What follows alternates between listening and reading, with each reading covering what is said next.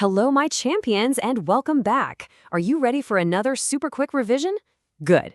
Today, we're going to absolutely master the chapter Time Goes On together. Let's make sure you are 100% prepared. Arey, exams are coming. I know. A little bit of tension is there, right? But listen, don't you worry one bit. No fear when your favorite tutor is here. We are going to score full, pakka marks in Time Goes On, and that too in just 5 minutes. Ready? Chalo, let's start. So, first up, clock reading. You know, this is probably one of the easiest topics, and it's a guaranteed way to score some marks. So let's focus and make sure we don't lose them. Let's start with the absolute basics. Just remember this simple funda, vacho. The shorthand is for the hour. It's the hour hand. And the longhand? That's the minute hand. Short for hour, long for minute. Simple as that. Okay, so let's look at the kind of question you'll get in your exam. This one is, in fact, right from your textbook. So, pay attention. Hetal started her breakfast at 7 o'clock, sharp, and she finished up at 7:15. So, how long did her breakfast take? Just think for a second. Of course, it's 15 minutes. The minute hand just moved from the 12 all the way to the 3. And remember, every number on the clock is 5 minutes. So that's 3 jumps of 5, which makes 15 minutes. See? So simple. All right, here's another type of question they absolutely love to ask. Can you imagine drawing the clock hands for the time 8:15? Where would that shorthand go? And what about the longhand? Go on, picture it in your mind right now. And it would look like this. 1/4 just means 15 minutes has passed, right? So the long minute hand points directly at the 3. And because a little time has gone by, the short hour hand has moved just a little bit past the 8. Easy peasy. Now, another thing you really need to know is the difference between the two main types of clocks. You have the analog clock, which is the one with the hands, and then you have the digital clock, the one that shows time with numbers, just like on your phone. Don't get them mixed up. And here you go, have a look. We've got them side by side. Analog on the left, digital on the right. One has hands moving around, the other just has numbers. If you fix this image in your mind, you'll never, ever forget it. All right, great job. Let's move on to some calendar magic. This is another section where scoring full marks is, well, it's very, very easy. So promise me you won't lose these marks, okay? Okay, so in the exam, you'll probably get a picture of a calendar month, something like this one for July, and then they'll ask you a few questions based on it.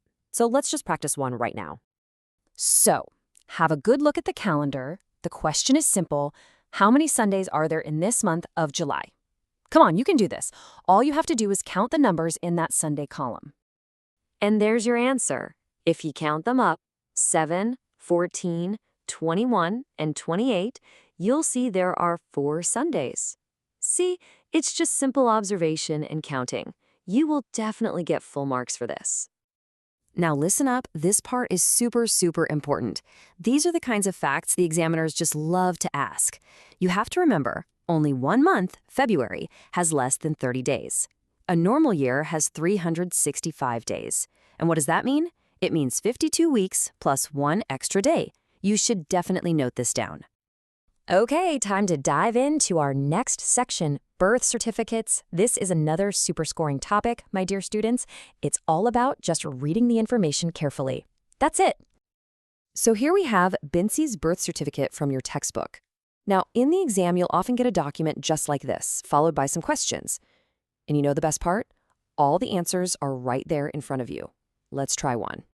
Okay, so Bincy's date of birth is written as 02/05/2015. So what does that middle number, that 05, actually mean? Which month of the year is it? Well, it means the 5th month of the year. Let's just count together, shall we? January, February, March, April, May. So 05 stands for May. Ekdam correct. I knew you'd get that right. All right, next question, using the same information. If Bincy was born in the year 2015, how old is she going to be on her birthday in the year 2025? Now, this needs a little tiny bit of maths. And the answer is just simple subtraction. All you have to do is take the year 2025 and subtract her birth year, 2015. And what do you get? You get 10. So Bincy will be 10 years old. See? You are all so smart. All right, my champions, it is time for the final boss question. This is about age puzzles. I know it might seem a little tricky, but trust me, if you can solve this, you are completely, totally ready for your exam.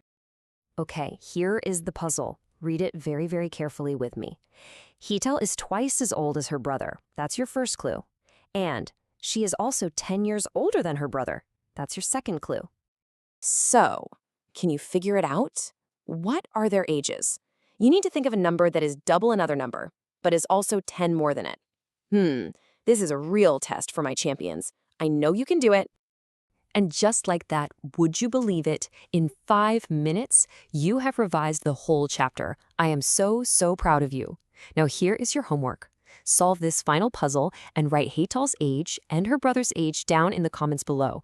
I will check every single answer. You are all brilliant, and you are going to do great in your exams. All the very best, my champions. Bye-bye.